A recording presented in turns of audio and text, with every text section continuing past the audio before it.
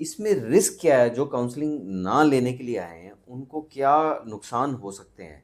वो हमारे दर्शकों को थोड़े पता चलें, जो ना ले टाइम पे काउंसलिंग, परिवार या कपल, तो उनको क्या नुकसान हो सकते हैं? क्या रिस्क देखिए, हैं? पहली चीज़ तो ये है कि जब रिश्तों में समस्याएँ आती हैं, तो मानसिक स्वास्थ्य प्रभावित होता है। हुँ, अकेलापन आदमी महसूस करता है। हुँ, भविष्य की संभावनाओं में उलझा रहता है। यस, तो वो टेंशन लेके घूमता है। हाँ, मतलब कि इसका सबसे ज़्यादा जो प्रभाव होता है, वो मन पे ही होता है। हुँ, और जब मन स्थिर नहीं रहेगा, तो परिवार में स्थिति सामान्य हो ही नहीं सकती।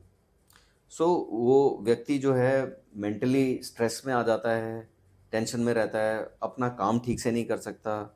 जो गृहिणी है वो घर का काम ठीक से नहीं कर सकती, जो बाहर जाके बिज़नेस या प्रोफ़ेशन में है वहाँ ठीक से नहीं अपना बिल्कुल। काम कर सकता और ये चीज़ बढ़ती जाती है समय के साथ। सर, इसीलिए हम कहते हैं कि एक परिवार एक इकाई है। अगर परिवार कमज़ोर हैं, तो मजबूत देश कैसे बनेगा? करेक्ट। ये आगे हम उसके ऊपर ड्वेल करेंगे। तो रिस्क ये है कि एक तो इंडिविजुअल को नुकसान है। सेकेंडली ऐसी अगर स्थिति बिगड़ती गई तो ये टाइम आएगा कि फिर उनको लॉयर के पास जाके खड़ा होना पड़ेगा। बिल्कुल है। फिर और वहाँ पे उनको डिवोर्स लेना पड़ेगा। इसका सबसे बड़ा फिर डिवोर्स में उनको फाइनेंशियल नुकसान होगा। तो ये कई सारे नुकसान जुड़े हुए हैं ये उसके तो साथ। बहुत सारी मतलब लिस्ट है ये। हाँ, तो ये हम जानना चाहते हैं, कई लोगों को इसके बारे में आभास नहीं है कि वो हाँ, जल्दीबाजी में निर्णय ले लेते हैं कि उसका आगे भविष्य में क्या इफ़ेक्ट होने देखिए, वाला है, वो क्लियर काउंसलिंग होना चाहिए। में हम लोग इसी चीज़ पे जोर देते हैं हाँ जी। कि सामने वाले को ये बताना कि आपका आगे का भविष्य कैसा रहेगा। अगर हाँ। आज की स्थिति ऐसी है हुँ, और अगर आप तलाक की तरफ बढ़ते हैं, तो आगे की जो करेक्ट। जर्नी है वो कैसे तय करोगे? बिल्कुल सही। सो इसमें बिकॉज़ आपका एज़ अ लॉयर भी आपका बहुत एक्सपीरियंस रहा है, तो आपने एज़ अ लॉयर क्या-क्या देखा है जो परिवार डिवोर्स ले लेते हैं, तो उनकी क्या स्थिति होती है और क्या उनको नुकसान झेलना पड़ता है देखिए, उसमें? जैसा कि हमारा इंटेंशन शुरू से शादी को बचाने का रहता है। हुँ, और ये शायद कुछ ऊपर वाले की कृपा रही कि कोर्ट का रास्ता एक वकील होते हुए मैंने भी कम देखा, हुँ, खास करके पारिवारिक न्यायालय। हुँ। मेरे 20 साल में सिर्फ 2 केसेस मेरे पास आए। हाँ, वो तो आपके खुद के केसेज़ हैं, तभी लेकिन जो मैं वही बाकी जो एनवायरनमेंट में आपने देखा। उसी अनुभव से ही तो मैं बताऊँगा ना। हुँ, मान कर के चलिए, जब आप का इंटेंशन ये है कि किसी शादी को बचाना है, तो चीज़ें बदलती हुई नज़र आती हैं। अब मान हुँ, लीजिए, कोइंसिडेंटली कुछ केसेस ऐसे रहे जहाँ मेरे क्लाइंट ने क्लियर बोला कि नहीं, मुझे तलाक ही लेना है।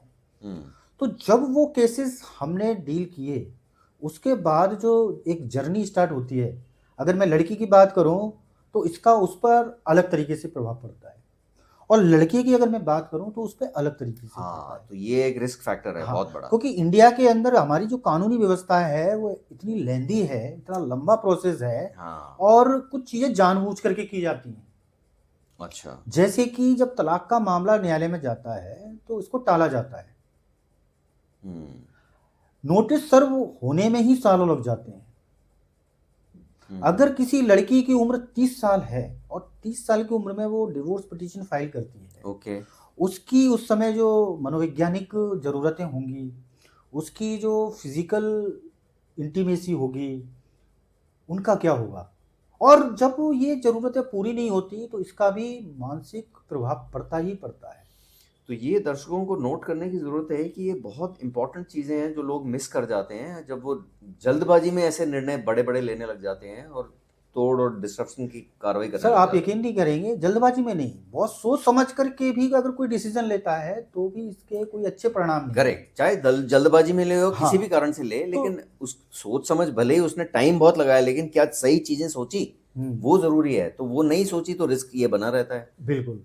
तो कानूनी प्रक्रिया इतनी लंबी है कि उस प्रक्रिया को झेलना ही हाँ। इतना मुश्किल हो जाता है, और फिर ये एक तरह की लड़ाई बन जाती है। हुँ, आरोप-प्रत्यारोप, हुँ, अगर बच्चे हैं, तो उनकी कस्टडी को लेकर के।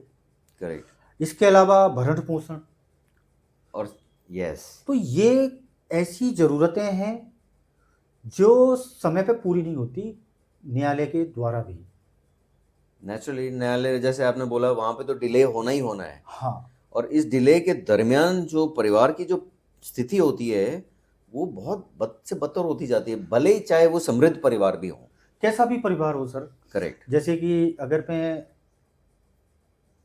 पुरुष की बात करूं, एक पुरुष के साथ जो चीज़ें होती हैं, कुछ चीज़ें महिला के साथ भी होती हैं। 30 साल की उम्र है, नए कपल हैं, 6 महीने में ही कोई इश्यूज आ रहे हैं, तो यहाँ अलग समाधान होगा। किसी चीज शादी की समस्याओं में एक समय के हिसाब से सॉल्यूशंस हैं।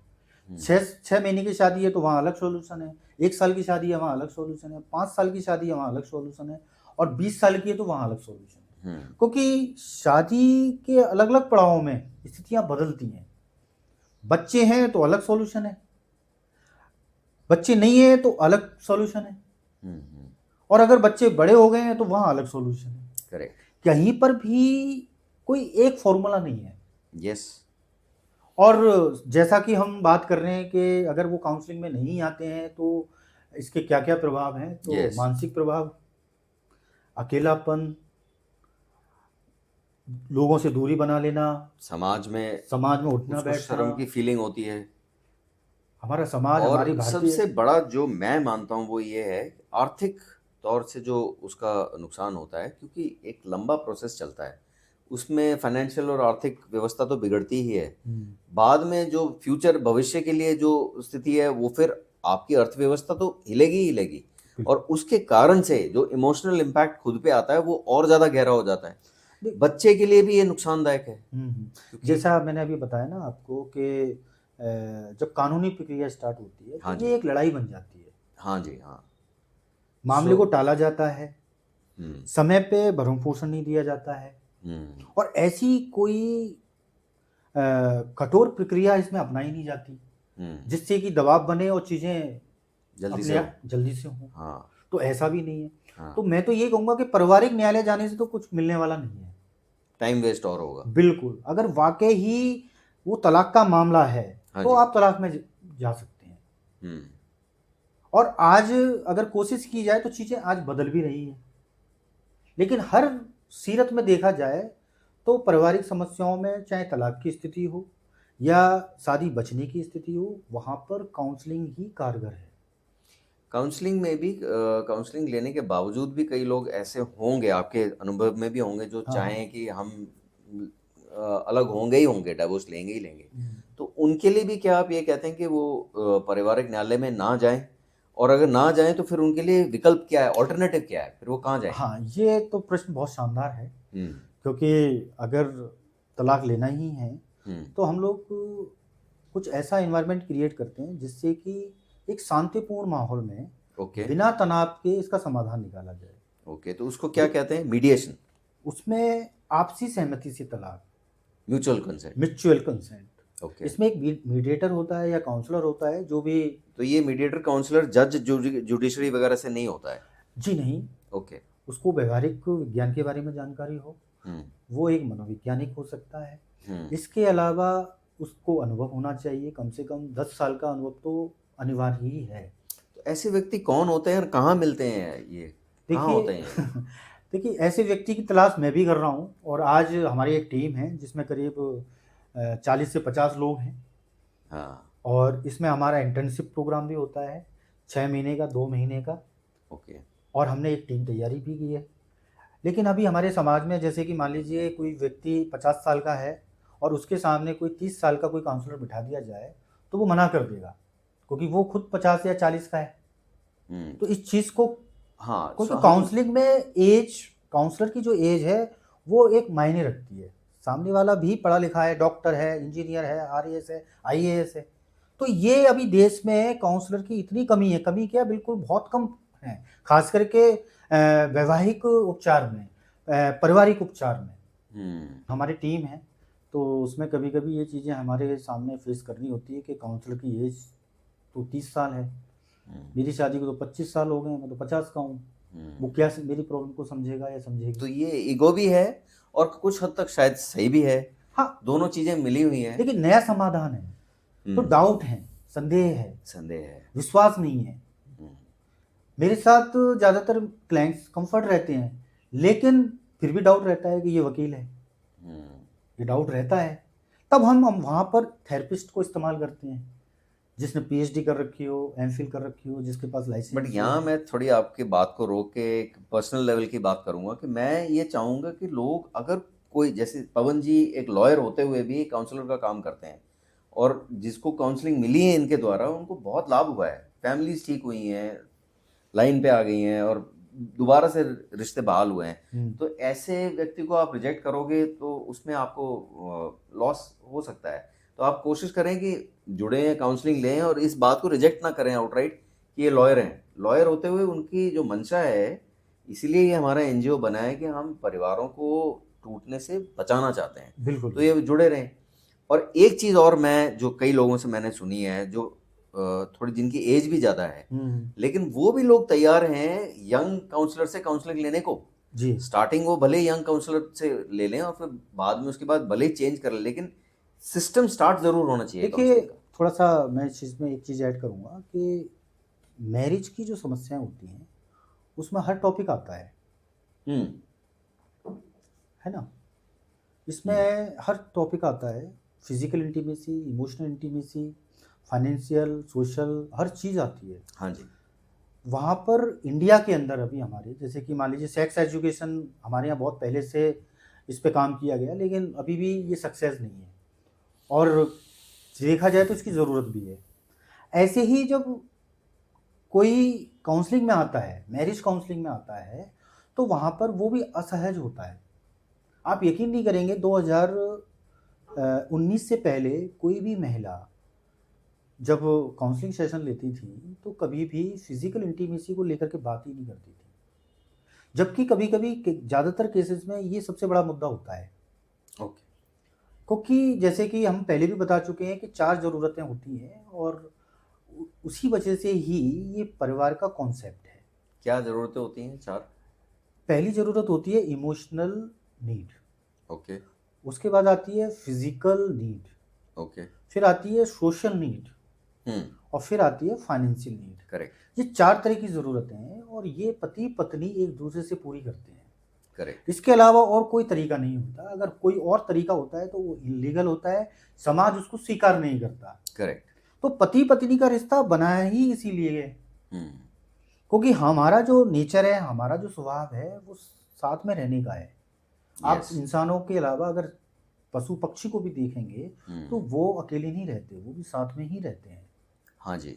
वो बात अलग है कि उनके पास इंटेलिजेंस ही नहीं है तो वो परिवार नहीं बना तो पाते। ये बहुत इम्पोर्टेंट और अच्छा पॉइंट आप बता रहे हैं कि मानव जो है social, man is a social animal. तो वो सोशल एनिमल होने की वजह से, सामाजिक प्राणी होने की वजह से वो सबसे पहले सामाजिक व्यवहार और डीलिंग यहीं से सीखता है, घर से, हाँ। अपने परिवार से। फिर वो बाहर जाता है तो उसको समाज से जीवन भर डील करना पड़ता है। तो जो मूल्य यहाँ पे सिद्धांत पक्के हो जाते हैं वही जाके वो आगे अप्लाई करता है। देखिए, वैसे तो आज हमारे देश में समाज को लेके, जाति को लेके, कम्युनिटीज़ को लेके, अलग अलग चीज़ों को लेकर के आदमी के अंदर बहुत कड़वाहट है और गुस्सा भी है। समाज किसी का नहीं होता, समाज ने क्या दिया। तो पिछले 50 सालों में समाज भी खराब रहा, समाज ने भी एक मत से, एक सही भावना से परिवारों को नहीं जोड़ा और देश के भी हालात कुछ अच्छे नहीं रहे। जैसी सरकार होती है वैसी ही देश की स्थिति होती है। पिछले 50 सालों में जो स्थितियां हैं, देखा जाए तो सबसे बड़ा जो देश को चलाने वाला होता है वो उस देश की सरकार होती है। उसकी क्या विचारधारा है, किस तरीके से वो अपने देश को मार्गदर्शन दे रही है, उनके लिए जो योजनाएं बना रही है, ये बहुत बड़ी एक जैसे मान करके चलिए हम अपने ही देश को देखें तो 50 साल में हम लोग कहाँ हैं, पारिवारिक स्तर पर, सामाजिक स्तर पर आप देखेंगे तो आपको बुरा सा ही नजर आएगा चित्र अपने देश का। हर जगह भ्रष्टाचार है। हाँ, स्थितियां गंभीर हैं। ठीक है, तो इसमें परिवार भी अछूता नहीं है। हाँ नहीं, बट और इतना भी बुरा नहीं है, अच्छा भी बहुत कुछ हुआ है, हो भी रहा है। ठीक है, कहीं हाँ, कहीं पे देखिए, प्रॉब्लम तो है। जनरली आपका भी कहना स्वाभाविक है क्योंकि आपकी दुनिया एक अलग है। हो सकता है कि मैं इस प्रोफेशन से जुड़ा हुआ हूँ और मैं 20 साल से इन्हीं चीज़ों को देख रहा हूँ। हाँ। तो मेरा फोकस इस पे ज़्यादा है। करेक्ट। और अगर सरकार की बात कर रहे हैं तो आप क्या कहना चाहेंगे, सरकार को परिवार के ऊपर ध्यान देने के लिए कुछ कदम लेने चाहिए? देखिए इसकी सर, बात कर रहे हैं। बिल्कुल है। बेसिकली इसमें फिर आ जाती है रिलेशनशिप काउंसलिंग, रिलेशनशिप एजुकेशन, हुँ, जिसकी हम शुरुआत में ही हमने बात की थी बिल्कुल है। कि ये चीज़ स्कूलों से ही या जो शिक्षा के जो माध्यम है वहाँ से स्टार्ट होनी चाहिए, जो कि अब इसकी ज़रूरत ज़्यादा होने लगी है। आप ये मानते हैं? देखिए, पहली चीज़ आती है कि कैसे इम्प्लीमेंट करें।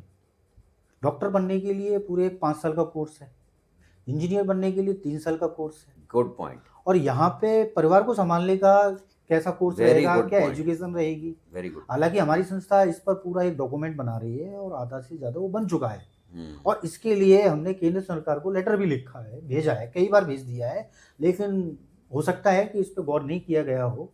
लेकिन हम अपनी संस्था की ओर से इसको आंदोलन की तरह लोगों के सामने रखेंगे, वेरी नाइस। क्योंकि अगर हमारा मन अच्छा नहीं है, हमारा परिवार सही नहीं है, अगर देखा जाए तो परिवार सहायक होता है जीवन के लिए, लेकिन आज परिवार बाधा सा नज़र आ रहा है, हुँ, पिता पुत्र की नहीं सुन रहा है। करेक्ट। हमारी संस्कृति, अगर हम पुरानी समय की बात करें, तो पारिवारिक जो निर्णय होते थे, वो माँ-बाप को लेने होते थे। हुँ, आज 50 सालों में बच्चे खुद ये निर्णय ले रहे हैं। ये करेक्ट। एक अजीब-सी बात है कि देश के अंदर इतने बड़े स्तर पर जो बदलाव देखने को मिले।